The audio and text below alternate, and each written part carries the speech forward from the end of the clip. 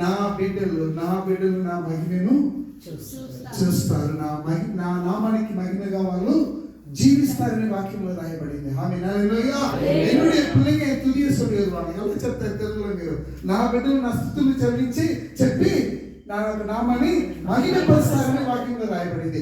అంటే இந்த நாளில ஏன் பிள்ளைங்க அப்படின்னும் பொழுது கர்த்தர் நமக்கெல்லாம் ஒரு பெரிய உரிமையை கொடுத்திருக்கிறார். யாரெல்லாம் இயேசுவின் ரத்தத்தினால கழுவப்பட்டு இருக்கிறாங்களோ அவர்கள் எல்லாம் அவருடைய பிள்ளைங்க. ஆமென், ஸ்தோத்திரம். இந்த பூமியும் இது நிறைவும் కర్తరుడియది వేదం சொல்லுகிறது. ఆమేన్, హల్లెలూయా. ఆమేన్. ఈ భూమియు ఈ ఆకాశము దీనిలో ప్రతి జనము ఎవరిదంట? యేసు ప్రభునిదంట. ఆమేన్, హల్లెలూయా.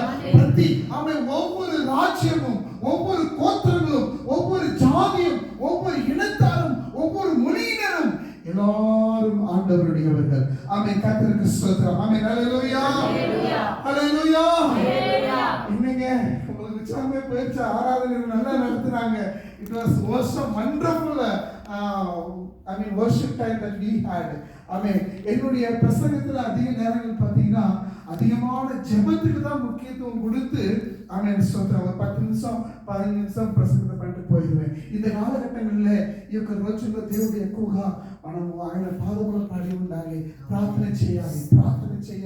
ఆమె ஜெபிக்கணும். ஆமே தேசத்தினுடைய வேதம் சொல்கிறது. ஏசாயா 61 வசனம் சொல்கிறது தெரியுங்களா?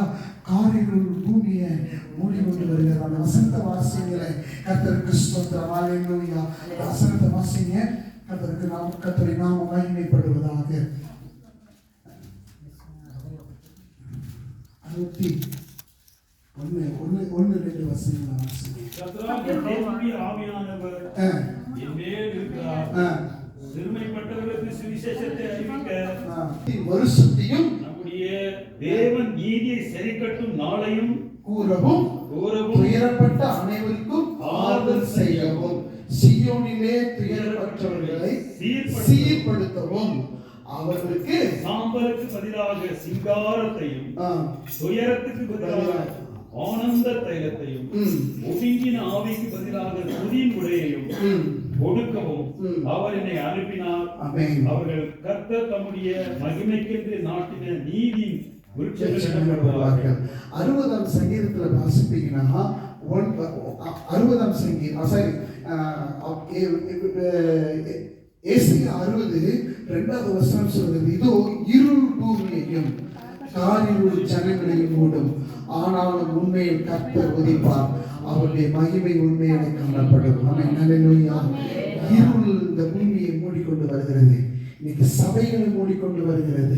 ஆமென், ஸ்தோத்திரம். விசுவாசிகளை மூடிக்கொண்டு வருகிறது. ஊழியர்களை மூடிக்கொண்டு வருகிறது. ஆமென், ஸ்தோத்திரம். இன்னைக்கு அன்னைக்கு இருந்த ஒரு ஃபயர், அன்னைக்கு இருந்த ஒரு அக்கினி, அன்னைக்கு இருந்த விசுவாசம், அன்னைக்கு இருந்த ஆமென் ஸ்தோத்திரம் அப்போஸ்தலருடைய அந்த அன்பின் ஐக்கியம் இன்னைக்கு சபைகளிலே பார்க்க முடியல. கர்த்தருக்கு ஸ்தோத்திரம். సంఘంలో చూడటం చాలా కష్టంగా ఉంది. ఆ రోజు ఉన్న భక్తి వైరాగ్యం ఈ దినంలో చూడటము కష్టంగా ఉంది. కొంతమంది very few people, சிலர் மாத்திரம் தான் ஆண்டவருக்காக வைராக்கியமா இருந்து ஆண்டுடைய காரியத்தை செய்யணும்னு சொல்லி உற்சாகப்பட்டு ஆண்டுடைய பணியை செய்து கொண்டிருக்கிறாங்க. ஏன் 1ஆம் நூற்றாண்டிலேயே ஆண்டவருடைய சுவிசேஷமானது இந்திய தேசத்துக்கு வந்தது. ஆமென், ஸ்தோத்திரம். 1ஆம் நூற்றாண்டிலே வந்தது. கர்த்தருக்கு ஸ்தோத்திரம் உண்டாகட்டும். ஏன் இன்னும் சுவிசேஷம் இன்னும் மக்களை போய் சேரவில்லை? ஆமென், ஹல்லேலூயா. கர்த்தருடைய நாமம் மகிமைப்படுவதாக. எங்கேயோ ஒரு இடத்துல சபை that we are failing. ఆమేన్. ఎక్కడో చోట మనము ఏమైపోతున్నాము? తగ్గిపోతూనే ఉన్నాము. దేవునికి స్తోత్రం కలుగును గాక. ఇంకా వైరాగ్యంగా இன்னும் வைராக்கியமாக என்னுடைய ஜெபம்ல என்ன தெரியுங்களா? அன்னைக்கு பார்த்த ஸ்தோத்திரம் சாத்ராக்கு மேசாக்கு ஆபேத்நேகோ போன்றவர்கள் இன்னைக்கு எழும்பணும். ஆமென், ஹல்லேலூயா. அன்று இருந்த யோசேப்புகள் இன்னைக்கு எழும்பணும். ஆமென், ஹல்லேலூயா. அன்று இருந்த தானியேல் சபைகளிலே எழும்பணும். அன்று இருந்த ஸ்தேவான் போன்ற வைராக்கியமான சுவிசேஷத்துக்கு தன் ஜீவனை கொடுப்பதற்கும் தயங்காதபடிக்கு இயேசுவின் அன்பை சொல்லுகிற வல்லமையான ஊழியர்கள் எழும்பணும். ஆமென், ஹல்லேலூயா. இன்றைக்கும் ஹல்லேலூயா இந்த தேசத்துல பறந்திருக்கும் எத்தனை கோடி ஜனங்க கர்த்தருக்கு ஸ்தோத்திரம் உண்டாகட்டும். ஆமென். 142க்கும் మేற்பட்ட కోటి జనాంగం. ఆమె 142 కోటి జనాలు యొక్క దేశంలో ఉన్నారు. ఆమె హల్లెలూయా. వీళ్ళందరూ రక్షణ పొందాలి. ప్రతి ఒక్క వాళ్ళు నరకానికి పోకూడదు. ఎవరుமே నరకத்துக்கு போயிடக்கூடாது. இயேசுவின் அன்பை அறிந்து கொள்ள வேண்டும். ஆமென். கர்த்தருக்கு ஸ்தோத்திரம் உண்டாகட்டும். இன்னைக்கு காரிருள் பூமியை ஆமென் மூடிக்கொண்டு வருகிறது. ஆமென். ஸ்தோத்திரம். இதோ இருள் பூமியையும் காரிருள் ஜனங்களையும் மூடிக்கொண்டு வருகிறது. இந்த காரிருளை நீக்குவதற்காக தான், இந்த இருளை நீக்குவதற்காக தான் வெளிச்சம் என்கிற ஒரு ஜோதி, ஆமென், வெளிச்சம் என்கிற ஒரு தீபம், ஆமென், ஹல்லேலூயா, 2000 ஆண்டுகளுக்கு முன்பதாக இந்த உலகத்தில் வந்தார். ஆமென், ஹல்லேலூயா, ஹல்லேலூயா. இருளில் இருக்கிறவர்களை, ஆமென், பிரச்சனைகளில் இருக்கிறவர்களை, போராட்டங்களில் இருக்கிறவர்களை, வியாதிகளில் இருக்கிறவர்களை, கண்ணீரின் பாதைகளில் இருக்கிறவர்களை விடுவிக்கும்படியாக, சுகத்தை கொடுக்கும்படியாக, சமாதானத்தை கொடுக்கும்படியாக, விடுதலை தரும்படியாக இயேசு கிறிஸ்து இந்த உலகத்துக்கு வந்தார். ஆமென், ஹல்லேலூயா. இயேசு என்றால் என்னங்க அர்த்தம்? ஆமென், இயேசு பிரபு అంటే అదాని అర్థం ఏంటి? Amen, hallelujah. ரட்சகர். Amen, hallelujah. Is our saviour. நம்மளை ரட்சிக்கிறவர், நமது ஜனங்களை பாவங்களில் இருந்து விடுவித்து ரட்சிக்கிறவர். ஆமென், ஹல்லேலூயா. இயேசுவின் ரத்தம், இயேசு రక్తమే జయమని ఇప్పుడు కాసేపు ముందు మన పాడాం కదండి. ఆమె ఆ రక్తం ఇప్పుడు మాట్లాడే రక్తంగా ఉంది. ఆమె அந்த ரத்தம் இப்பொழுது பேசுகிற ரத்தமாக, அந்த ரத்தம் இன்றைக்கும் விடுதலை கொடுக்கிற ரத்தமாக, இன்றைக்கும் சத்துருவின் வல்லமைகளை, அவனுடைய தந்திரங்களை, அவனுடைய எல்லா சூழ்ச்சிகளை அழிக்கிற ரத்தமாக இருக்கிறது. ரத்தம் ஜெயம் என்று சொல்லணும். இயேசுவின் ரத்தமும் ஜெயமும், இயேசுவின் ரத்தமும் ஜெயமும், கல்வாரி ரத்தமும் ஜெயமும். ஹல்லேலூயா, ஹல்லேலூயா. அந்த ரத்தத்துல இன்னைக்கு விடுதலை இருக்கிறது. ஆமென். கர்த்தருக்கு ஸ்தோத்திரம் உண்டாகட்டும். அந்த ரத்தத்தின் மேல ஆமென் விசுவாசம் வைக்கும் பொழுது, அந்த ரத்தத்தை நம்ம ஏற்றுக்கொள்ளும் பொழுது விடுதலை பெறுகிறோம். ஹல்லேலூயா. இன்னைக்கு ஆண்டவர் உங்களோடு பேச சொன்னது என்னன்னா, சிறையிருப்பிலிருந்து விடுதலை. ஆமென், ஹல்லேலூயா. ஆமென், இருளில் இருந்து விடுதலை. ஆமென், சத்துருவினுடைய வல்லமைகளிலிருந்து ஒரு விடுதலை. How do I experience? இதை நான் எப்படி அனுபவபூர்வமாக பெற்றுக்கொள்ள முடியும்? அவரை ஏற்றுக்கொள்ளும் பொழுது, ஆமென், ஹல்லேலூயா, இயேசுவினுடைய இரட்சகராக ஏற்றுக்கொள்ளும் பொழுது, ஆமென், ஹல்லேலூயா, கர்த்தருடைய நாமம் மகிமைப்படுவதாக. இந்த இடத்திற்காக, இந்த இடத்துல கர்த்தர் இந்த ஆலயத்தை ஆண்டவருடைய திருச்சித்தத்தின் பிரகாரம் இந்த இடத்துல ஆண்டவர் என்ன பண்ணிருக்கிறாங்க, இந்த ஆலயத்தை கொண்டு வந்திருக்கிறார். இந்த ஆலயத்தின் மூலமாக இந்த ஊர் ஆசீர்வதிக்கப்படும். ஆமென். இந்த ஊர்ல வாழுகிற மக்கள் எல்லாம் ஆசீர்வதிக்கப்பட்டிருப்பாங்க. ஆமென்.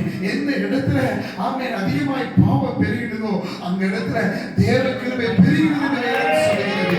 ஆமென். ரோமர் 6ஆம் அதிகாரத்துல நீங்க வாசிப்பீங்கன்னு சொன்னா 1வது வசனத்துல ஹல்லேலூயா, கிருபை பெருகும்படிக்கு, హల్లెలూయా, அந்த వచనం అలాగే சொல்கிறது. ఎవరైనా ఒకరు ఎవరైనా చదువుతారండి ఆ వచనాన్ని? ஆகையால் என்ன சொல்லுவோம்? கிருபை பெருகும்படிக்கு பாவத்திலே நிலைநிற்கலாமா?